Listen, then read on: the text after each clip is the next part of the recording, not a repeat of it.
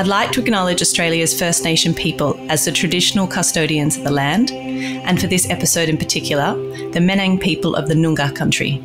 I pay my respects to their elders past, present and emerging. But we're hanging out with people that had really got into wine, and it was when I was with them that learning about food and wine and all of that was probably when I went, yeah, no, this is for me. This is Over a Glass. I'm Shanteh Wale. Rob Diletti is the winemaker at Castle Rock Estate in the Great Southern subregion of Porongurup, Western Australia. Rob has been making fine wines for many years and doing so in style. I'm looking forward to hearing more about his hidden gem on the West Coast. Hi Rob, thanks for joining me. Hi Shanteh, thank you very much for having me. I've long been a fan of your amazing Rieslings and Chardonnays and Pinot Noirs. I do remember the first time I tried them, and I think I was quite a young sommelier going, where is Porongurup? And I couldn't pronounce it and had no idea where it was. But it was one of the first wines I'd ever tried, and I was blown away and still am. Awesome. Yeah, it's always nice to get a little bit of positive feedback. And don't worry, Porongurup's been pronounced many ways, and I think you probably did pretty well for your first effort back then. Thanks, I appreciate it.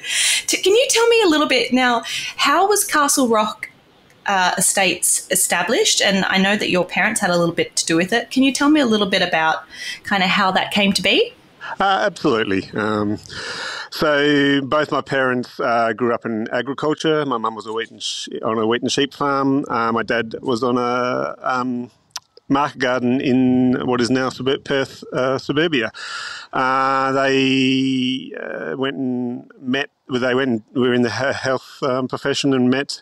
And Dad ended up getting a job at the Albany Hospital in 1980. I was 4 when we moved to Albany from Perth. His job was actually the director of nursing. So a male director of nursing in Albany in 1980. It was certainly turned a few heads.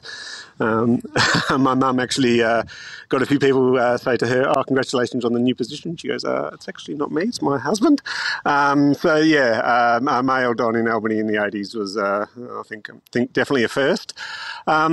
So I grew up in Albany, but yeah, both my parents had a connection to the land and wanted to buy a bit of land.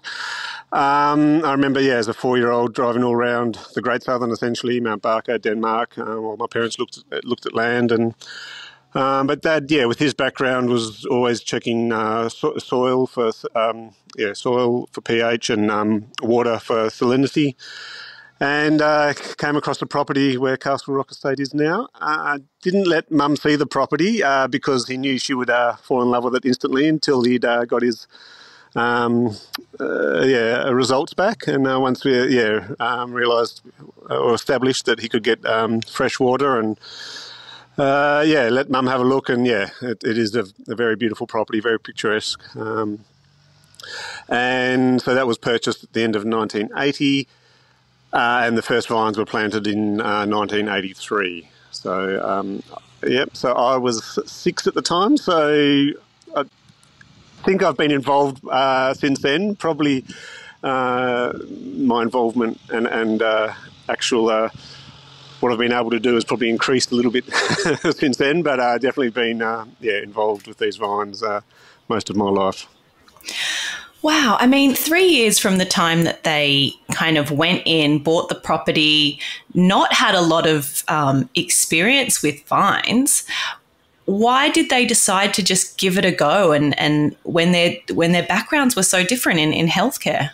I guess they developed a pretty keen interest in wine. Dad particularly had spent a lot of time on his parents' market garden.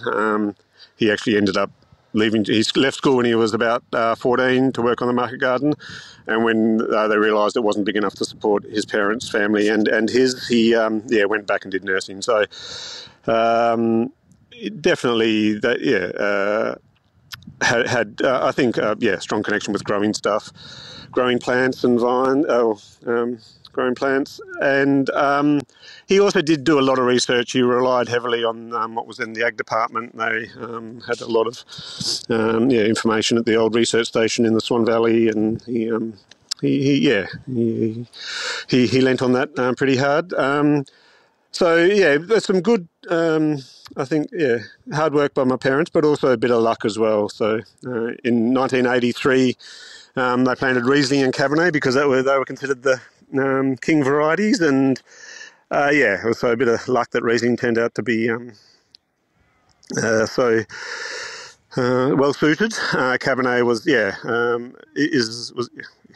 was more marginal, definitely a late ripener.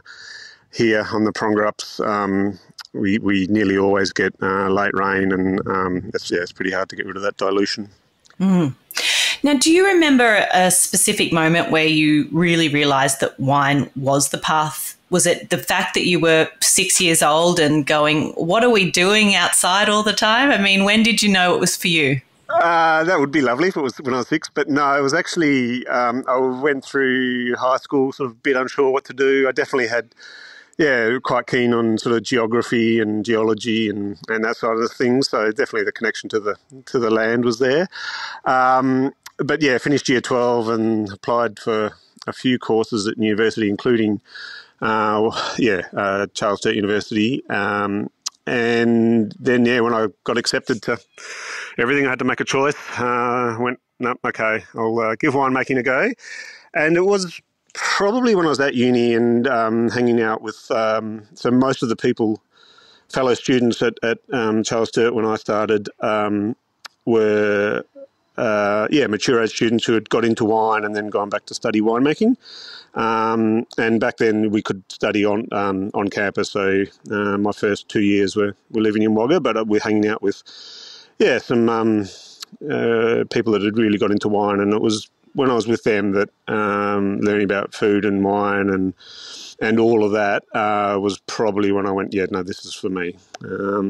So although my parents drank wine, and I sort of spent a lot of time in the vineyard, it was. I didn't grow up drinking fine wine. I didn't. I didn't. My parents, although we drank good. They drank good wine, but they didn't. I wouldn't have said their wine knowledge was worldly, and it was sort of when I was studying that really opened up for me.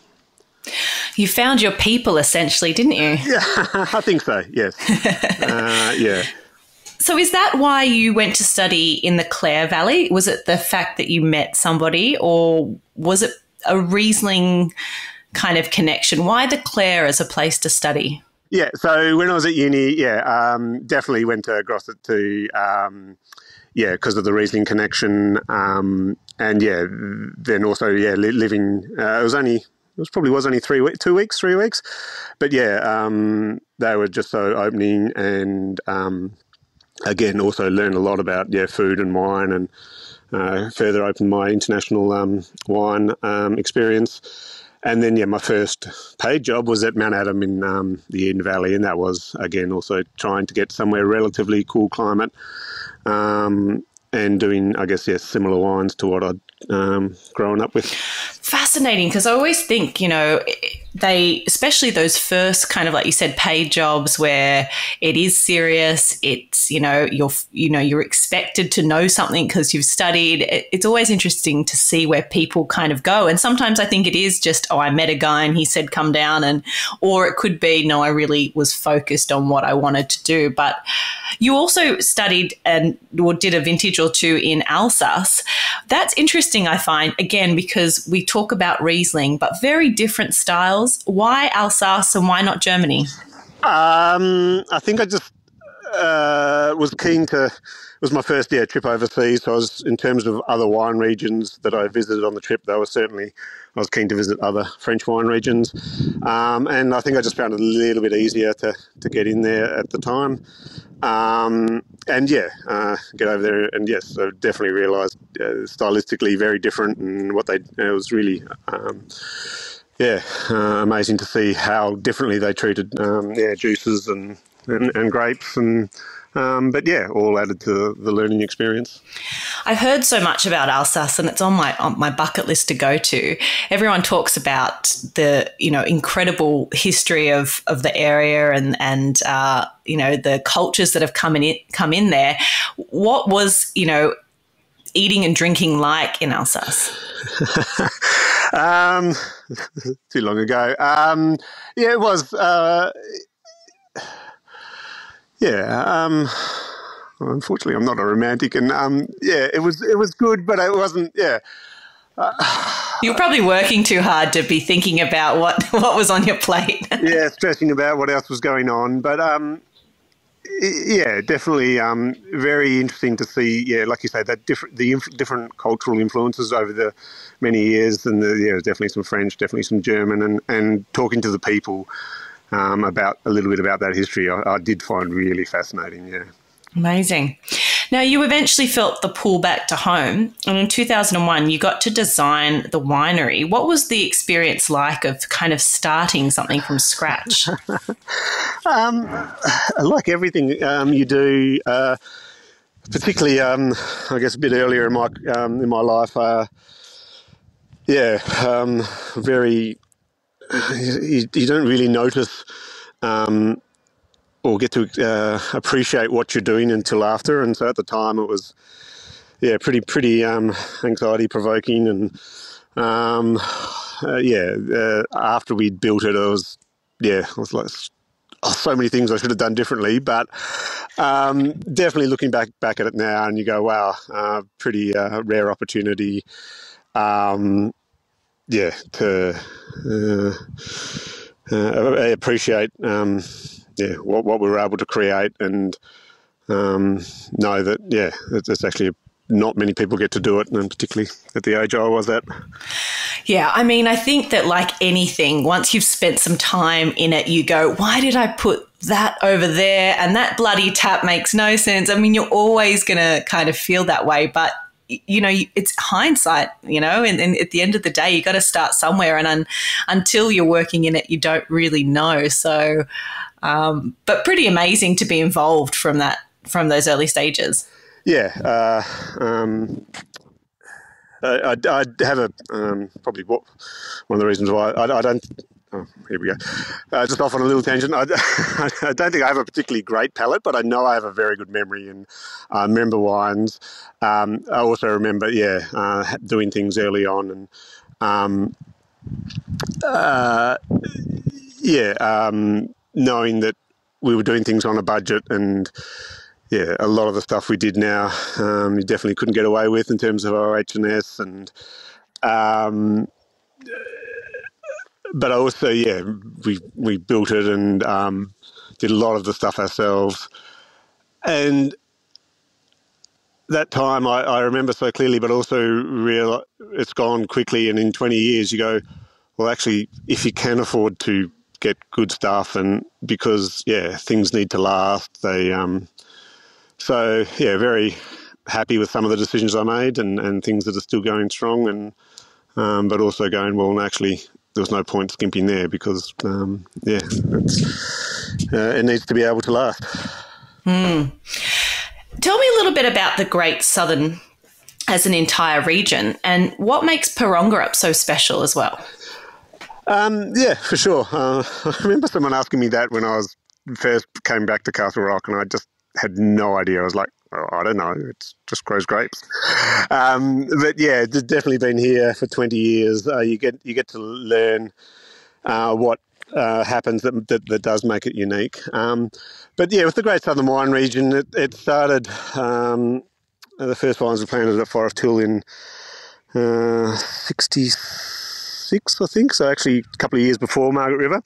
Always have to get that little one in. So early on there was vineyards around Mount Barker and also out towards Franklin. And for a little while it was called the Mount Barker Franklin Wine Region. And as it started to grow, it was people realising very clumsy. And so trying to come up with a name that kept everyone happy. That's why we ended up using the word Great Southern. And I think it got born. People talk about how big it is and how diverse, and it definitely, from my point of view, wine regions in Australia are much bigger than they are in Europe, and because of that, it's I think a little bit harder to pinpoint characteristics and styles as easily as you are in Europe. And even for non-Great Southern wine regions, I think that's sort of a little bit true. But yeah, it's particularly pertinent or stark at the Great Southern because it's over 100 kilometres from Porongurup to Frankland. I guess what makes Porongurup unique for me is a little bit of elevation that is not excessive, but compared to the surrounding land, we do sit up a little bit higher. And our site faces east, and we're right on the very eastern end of the Porongurup range. So we get the early morning sun. We don't get the hot afternoon sun as it sort of goes behind the range, and we're exposed to the prevailing winds, which are easterlies. And so as soon as you get inland and west, the easterly is coming off the land, so it's quite warm. But for us, it's actually so from Albany. People think of the Great Australian Bight. It almost starts at Albany and the coast starts heading north. So even though we're 40 kilometres north of Albany, we're only about sort of 30k or maybe 40 kilometres from the ocean to the east. And so that prevailing easterly is definitely a really big factor, I think, in keeping the Porongurups cooler than most of Western Australia. Particularly as you get to Perth and along the west coast, that easterly, which is pretty prevalent for summer, is definitely a hot wind. People will also talk about, I guess, the very ancient landscape. Got very old soils, some of the oldest in the world. We have a fair bit of granite sort of higher up on our sort of more elevated vineyards, and as you go down the hill it turns into more gravel, so even within we only have 130 acres, but we have quite a big change in soil profiles, and learning that over 20 years has been pretty interesting as well. It's certainly such a beautiful part of the world. I've stood down in Albany and thought, oh man, if you moved down here, you'd never want to go back into a city ever again in your life. Like I would probably just camp out there for and never see the light of day again because it's absolutely stunning. And I think that, Western Australia has so much on offer, but the Great Southern is the true cool climate of WA. And so it makes sense that the styles, the varieties, they're very different from what you see in the rest of WA, and that's why it really excites me. Does the Porongurup range play a big part in kind of the microclimate for you guys? Absolutely. As I mentioned, that prevailing wind, the easterly, is coming across. It comes off the ocean across a little bit of flat land and then hits these this granite outcrop that at highest points only 600 metres above sea level. Our vineyard's at 300 metres, but it is so prominent over the rest of the land that it definitely makes the way the wind moves, the way it attracts the clouds. I definitely feel that the range itself definitely affects our microclimate for sure. And I didn't realise until now that Castle Rock is an actual quite beautiful place with an amazing skywalk around it. So when my parents first were looking to name the property, there is a creek that starts on our place called Muruliap, and I can't even say it, so they quickly decided that wasn't a good name, and the Castle Rock is a feature in the national park, probably about a kilometre up from behind our place, and so that was a pretty no-brainer to name the property after that rock. And there's been a walkway on top of there for probably about 60 years, but about 12 years ago they redid it all and put an amazing structure around the front, which is pretty amazing in itself to look at, but the views from up there are also incredible. Definitely. I saw it and thought immediately I have to go up there and get that vantage point. Now, I feel like this is a silly question, but I'm going to ask it anyway. Do you have a love affair with Riesling? I think I do. And I guess that has been born out of the variety that does well here. but yeah, it's I guess a variety that I can't think of any other white variety that can give you its beautiful full flavour and generosity as a young wine, yet being picked the exact same grapes can also age so well as well. Sometimes you feel like with other varieties you have to either decide early on or the site decides for you whether it's going to be ageability or enjoyment now. But I think Riesling is able to give you both from the same site. Definitely. I mean, the reason I asked is because when you try your range of Rieslings, I feel like this person has to be obsessed, and love the varietal to make them, because you feel that from the different styles that you make. What's it like working with those original vines?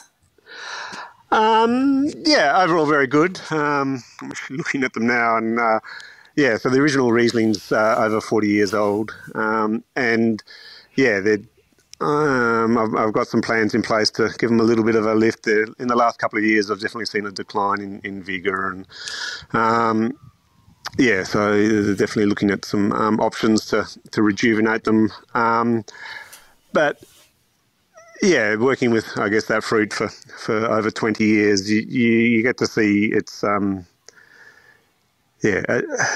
think the adaptability of it is really cool. So as you mentioned, we actually when we have enough, we make 5 Rieslings out of pretty much exactly the same fruit. So being able to do some really different things and make quite different styles out of one site and one variety is actually a pretty cool thing, and it's great showing people those wines, and you can say, okay, this is what I did to get this wine, this is what I did to get that wine, and you can see it in their face and their understanding, and that I think is pretty cool.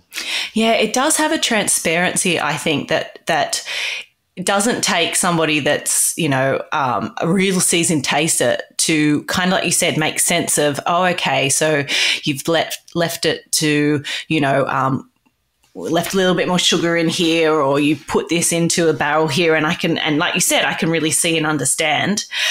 If you were to try to describe Porongurup Riesling as opposed to other Rieslings in Australia, would you be able to? No, unfortunately I struggle with that question. Particularly wines on their own, like you go, okay, you can describe them as citrusy or floral or to an extent, but then you can use that very easily for so many wines. So I guess the thing for me is I say that good Riesling has that generosity and fruit forwardness, so you can enjoy it as a young wine, but it has that line and length and structure that will age really, really well. And I know Porongurup isn't the only Riesling that does that. So unfortunately, I live in the grey, and I will always sit on the fence with any questions like that. That's okay. I can completely understand that. Well, I would probably say when I ask these questions, I usually ask myself, what would I say to those questions too? Because if I'm asking you a question that can't be answered, it's unfair. But I would probably say I thought, that's a tough one. Have I tried enough? Have I seen them over the years? Could I? And I thought the one thing I would probably say about Great Southern, and maybe not Porongurup in particular, but Great Southern Rieslings, is I find that they have a bit of a chameleon nature about them, in that they do just as well in off-dry styles to dry, to kind of, they still have power and finesse. Whereas I feel like in some other regions we could say perhaps that they are more suitable to perhaps one style, whereas I feel like the Great Southern Rieslings can do anything. Yeah. You don't have to agree with me. I agree that Great Southern can do that, absolutely. I'm sure, again, I always see other people's point of view, and I go, I'm sure other regions will. Totally. Oh, they'll be turning in their graves. They'll be upset at me, but that's okay. You can't please everyone. But, 100% agree with that comment. That, just about any site in the Great Southern can do great Riesling, but you can do such different things with those grapes from those sites for sure. And your Pinot Noirs have had some real success as well, and perhaps, we don't see as much Pinot Noir coming from the state of WA. How do you feel about making Pinot Noir?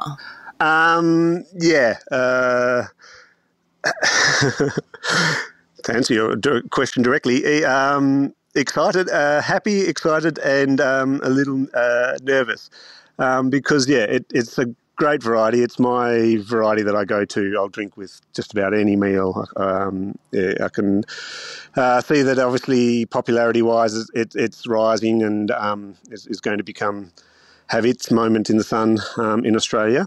As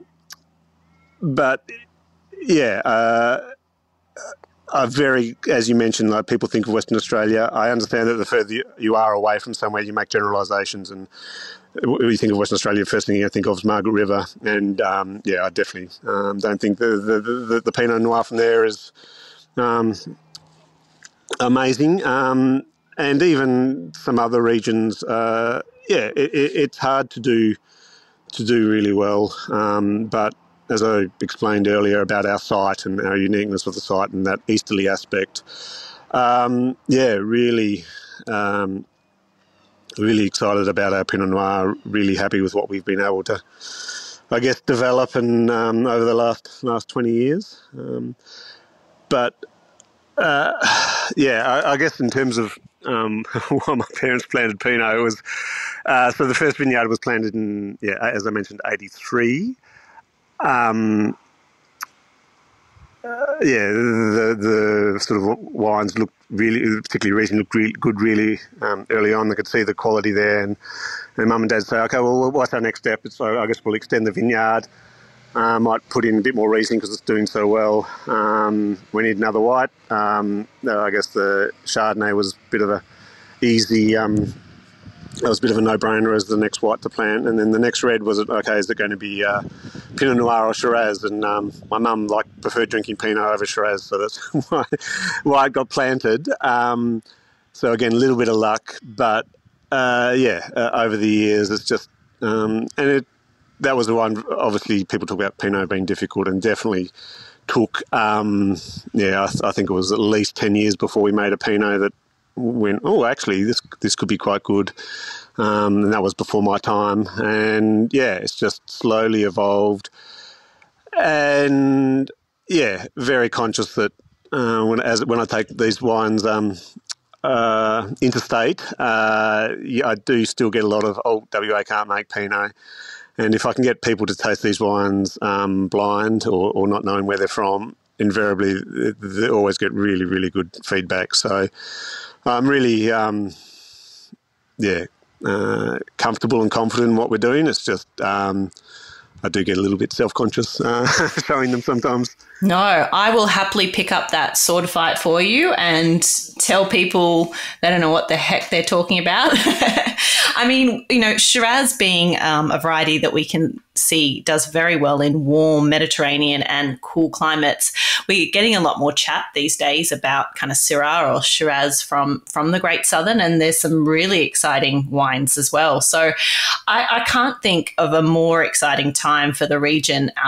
And, I sometimes think that kind of the fact that it is a bit of a hidden gem, that it doesn't have the profile perhaps as Margaret River, is often a benefit in a certain way as well. And I kind of think that, the strength of the wines and the quality in the region is testament to what's happening down there. Absolutely. It is hard because, there's not a huge amount of,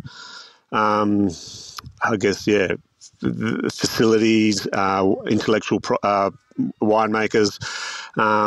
We are spread out and actually very thin on the ground. So it is hard, I think, to be heard essentially. Like people sometimes might say, Margaret River's sort of too high profile or whatever. But essentially, if you look at the facilities, the winemaking intellect, 90% of West Australians, winemaking brains is in Margaret River, and that's I think that is a big thing. So, it is hard to be heard, but as you say, if people are prepared to look elsewhere, there's certainly some hidden gems to find. Well, now that you have the Busselton Airport, what do you think? That's really exciting, not having to as lovely as Perth is, just that access. Do you think that's going to make a big difference to tourism and to people venturing down south? I'd like to think so. It's still a good 3 hours to Albany from Busselton, 3.5 hours even. Although on paper it looks slightly accessible, I think most people who live down here are still going to go to Perth for an airport. It's amazing for Margaret River, amazing for the West Coast. I think it will a little bit. People will go, okay, yes, I can just get a car and I don't have to get through the city and things like that. But unfortunately, I'm be a little pessimistic and say it's not going to be as big a thing. Again, it's people wanting to get out. As an easy trip, Margaret River is an easy drive from Perth. It's now an easy flight from the East Coast. Great Southern is still that extra bit of planning. Whether you're coming from Perth, you can't do Great Southern on a weekend. It has to be at a minimum of 3 days because of the driving you have to do. And if you're coming from the East Coast, you still have to have that extra few days to get down here. Well, you don't want, the kind of, what's the word for them? The people that, if they're willing to make a bit of an effort, they're the people you want to come down your way anyway. You don't want these people that can't be bothered driving for 3 hours. They're not the people that seek adventure and fun and, so they can bugger off. 100%. I wasn't complaining. I guess I was answering your question as you put it. But, you look at we're open, our cellar doors open every day, and some days we get no one. But the people we get are coming looking for us, and it's, amazing to see them come in and, try the wines. And so I 100% agree too that it's always nice to have people and be, I guess, recognised, but the fact that that's a smaller base at the moment is not necessarily a bad thing, and it's great when people come and discover us. I suppose the only risk is that you probably won't want to leave, and that is concerning. Life has to, when you're on a holiday and you're traveling around enjoying wines, and then you think, I don't know if I want to go back to real life. But I would like to know, just to give me an idea of your palate and the person you are, if you could only drink 3 boozy beverages for the rest of your life, what would they be and why, Rob? Obviously wine, goes without saying. I feel really, I'm always hyper conscious of, how I come across, and I go, just bloody boring winemaker. Has to be beer and, probably gin. And it's like, I would just imagine every other winemaker saying that, unless they're trying to be different. They're the 3 that I haven't drunk a different alcoholic beverage apart from those 3 for a very long time. Well, look, to be fair, there's a reason why winemakers all get on, and I am happy to sit down amongst beer, wine and gin drinkers any day of the week. We can have a good time. So I think that they're really good options, and like I said, we can have a drink anytime together. Yeah, awesome. Rob, I've loved hearing more about everything that you do. I need to spend more time down there. I plan on changing that in the next couple of months. But love your wines, love what you've been doing for a long time. And I was kind of, a bit selfish in thinking maybe I shouldn't tell the world. Maybe we should just keep them on the down low. But no, fantastic work, and really loved chatting to you today. Yeah, awesome. It's been a blast. Thanks heaps. This is Over a Glass. I'm Shanteh Wale. Stay tuned for more stories from the world of wine and drinks. Listen in every Thursday on your podcast app. Follow us on Instagram at overaglasspod and contact us at overaglass@deepintheweeds.com.au.